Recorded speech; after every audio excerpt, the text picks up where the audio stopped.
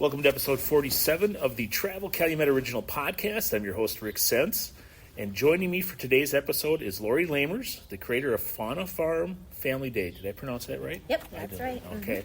And I'm at Fauna Farm in Hilbert right now, and the event that we're going to be talking about today is taking place on June 7th from 10 a.m. to 2 p.m., and Lori, it sounds like you got a lot of fun things planned here to happen that day. Can you just walk listeners through that a little bit and give them an idea of the flavor of what the day will be like? Okay, so you can come on out. There are, first of all, a lot of baby animals to see. Cuddle with the goats. You can go in, you can play with them, handle them. We'll have baby piglets, little chicks that'll be a couple days old. You can have a chance to milk a goat. And also there are educational booths, learn about chicken facts, how to tell if an egg is old or not, goat facts, fun facts, as well as by all our animal pens, we have signs with what the animal is and some characteristics about them. So you can learn a little bit about each animal, what they are, what they're used for. We have a cheese maker that comes to our site every year, and he makes cheese fresh from our goat's milk that is milked the night before, morning of. So it's as fresh as you can get it. There's a wool spinner. You can watch her spin wool on a spinning wheel. There are activities. There's a mini golf. My son he added to it this year, so now it's an 18-hole agricultural themed mini golf set, so that's fun to go through for any age. And there's also there's a kids craft upstairs, and just spend the time out here with your family. There's a brat fry on hand too if you get hungry. So it's a lot of fun. Okay. Yeah. Well, listeners, you're probably hearing various animal noises and sounds in the background, which is just some of the fun you can come on out here and experience yourself. We are sitting with numerous animals and different types of animals. I can see, and there's some, looks like in the distance there, I've got, I saw llamas, or is it alpacas? Yeah, a couple goats, the alpaca. We do have alpacas. Yeah, I saw those out there. It looks like you have a couple of ducks in there. Ducks, okay. Turkeys will be coming. We have pheasants, different kinds of rabbits. Okay, and there's cats that like to be pet.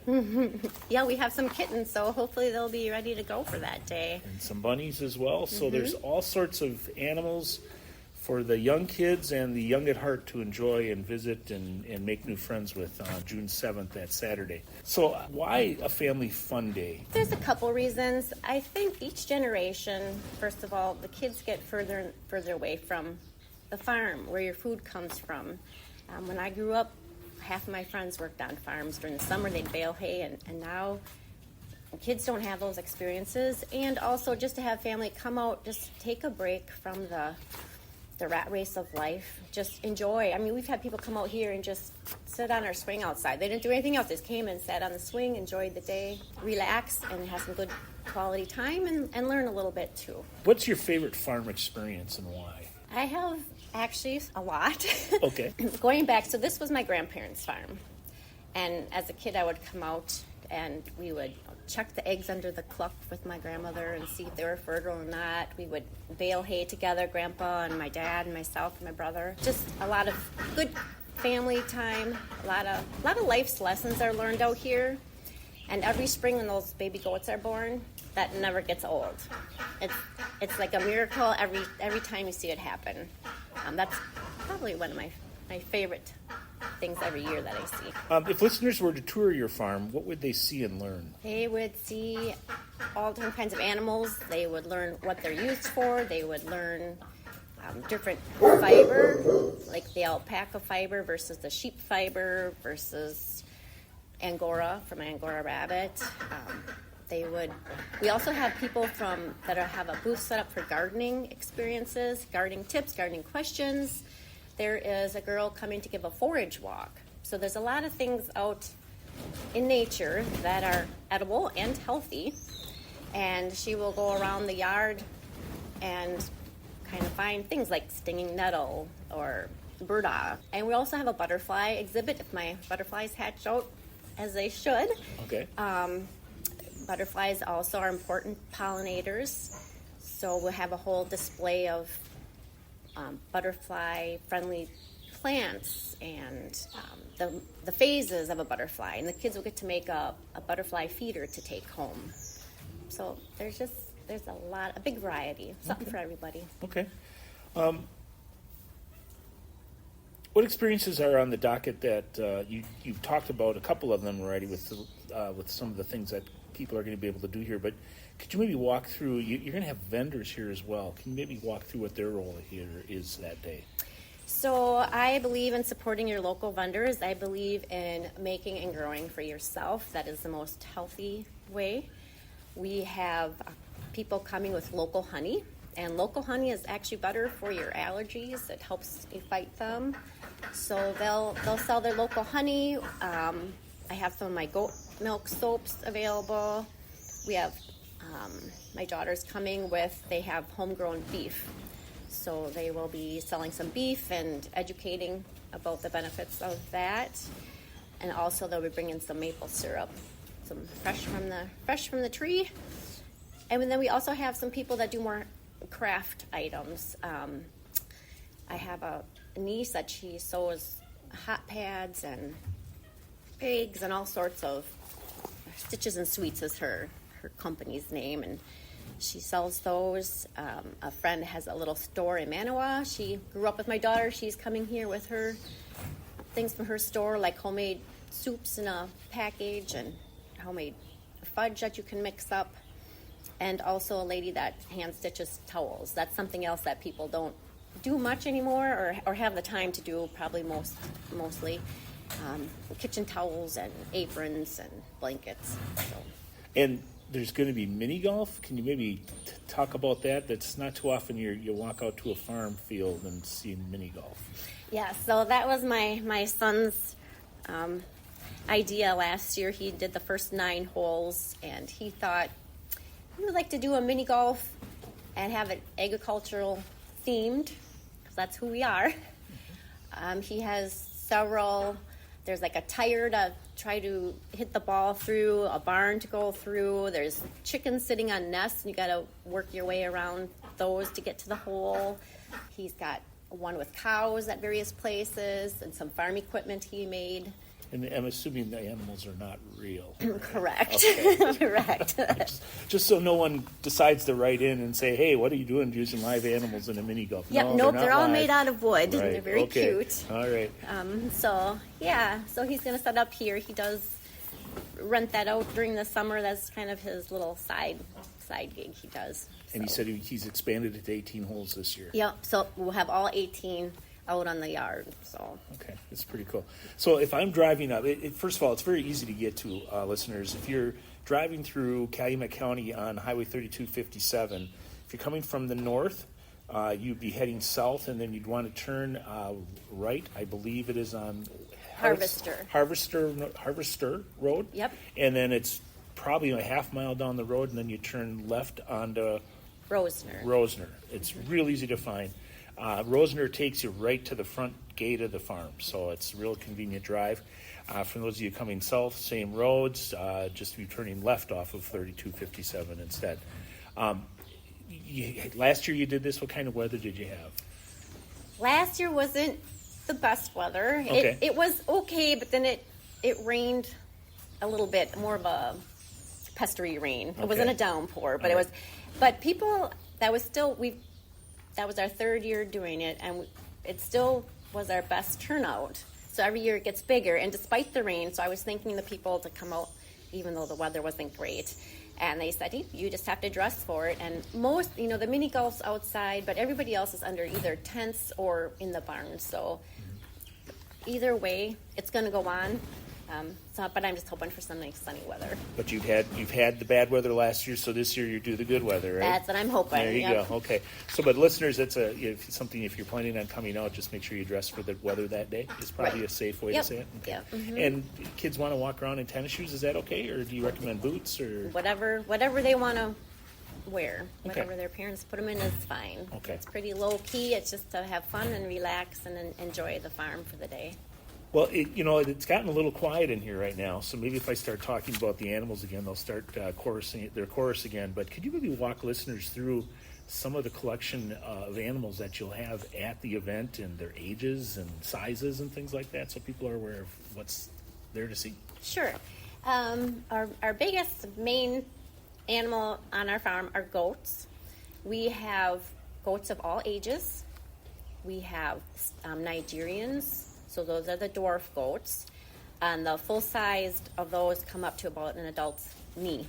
And they have their babies with them who come out to about mid-calf. They're tiny yet. They'll be about 3 months old. And then we have standard goats, and those range in age they'll be probably about 3 months as well until about 5-7 years old, so all sizes. We will have the babies in the barn here, so you can go in the pen with them if you want. And the Nigerians will also have in a separate building. You can walk in there and feed them crackers if you want. And we'll also have a goat in the main barn to milk if anybody wants to try their hand at milking a goat. That's always fun for the kids.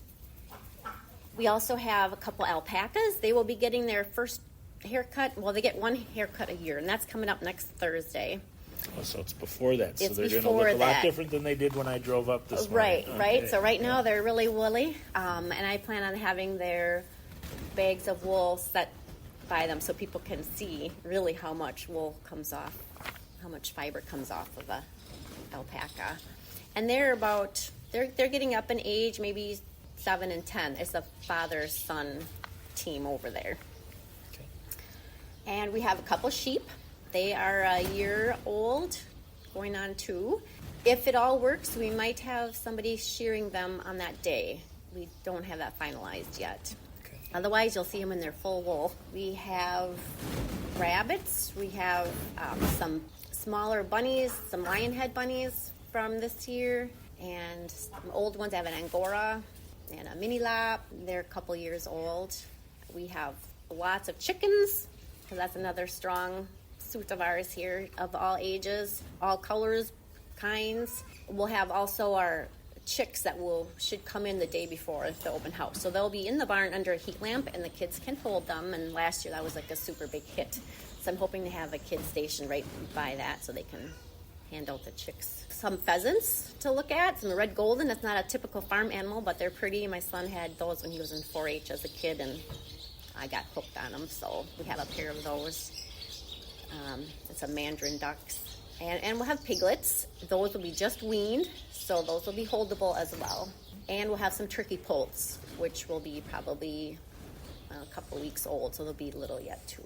It sounds like there's a lot of different animals that will certainly keep people's interest for quite a while as they tour around the farm. You're planning this, you're putting this together. This is something that you're choosing to do as a labor of love. Why are you so committed to opening your house, your farm, to the public in this way every year?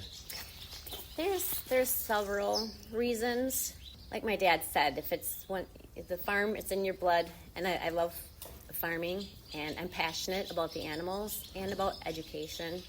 I think it's good for kids to come out and enjoy the animals and learn about them, and people of all ages too, not just kids. And I couldn't do it without volunteers. I have my poor family and friends. They all come together. There's probably about 17 of us that are helping put this on. It's a passion, and I want to share it with. So is there a way for people to learn more information available, like through Facebook? Yes, I have our Facebook address is The Country Getaway, and you can go on there. There's a picture of our flyer on there, and I'll put random pictures of animals. This is the 3rd year now that you've been doing this? This will be the 4th year. Fourth year. Mm-hmm. Okay, so this will be the 4th year. And I'm assuming with somebody who has a passion for what they do like this, that you already have plans beyond year 4. You want to share with listeners maybe some of the ideas that you have kind of running around in your head right now and what they could maybe expect in the future? Well, it's always to add more variety of animals and more home skills for educational boosts. But besides the Farm Family Day, we also are looking at, we have a school group coming tomorrow, and I also want to open up to like special needs kids to come out.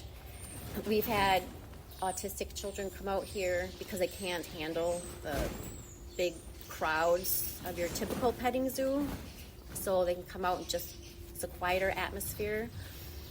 We've had friends whose her dad had Alzheimer's really bad, and he grew up on the farm, and he didn't know many people anymore, but he came out here and we put a baby goat in his hands, and he just smiled. He was so happy. And if I can give that to somebody just for a minute, it's all worth it. Again, the date is June 7th, listeners, from 10 a.m. to 2 p.m. And the address is? It's N8444 Rosner Road, Hilbert, Wisconsin, 54129. All right, so it sounds like a great fun day, everybody. There will be food available through a brat fry, mini golf, so make sure you're practicing putting already now. Dress appropriately for the weather that day. Bring your friends, bring your family, bring your kids, bring your grandkids, bring your neighbors' kids. Let mom and dad of the neighbors' kids know they're going to be going with you, though. And then just come out and enjoy the day. It should be a lot of fun and a big crowd. Somebody once said that the best way to enjoy something is with others. So that sounds like this is that type of event. So we look forward to seeing you out here on June 7th. Well, thank you, Hillary, for being on the show. I really appreciate it. And it's great to hear about all the exciting, fun things that are happening here and that will be happening at Fauna Farm Family Day. And listeners, thanks for tuning in to episode number 47. And please make sure to check out the other 46 episodes of the Travel Calumet Original Podcast. You can do that by clicking on the microphone on the homepage of travelcalumet.com. And if you liked what you heard today or on previous episodes, please help us spread the word by inviting a couple of friends to listen to the Travel Calumet Original Podcast. Help us spread the news of all the great things taking place here in Calumet County, like the Fauna Farm Family Day here in Hilbert on June 7th. Thanks for listening, and until next time.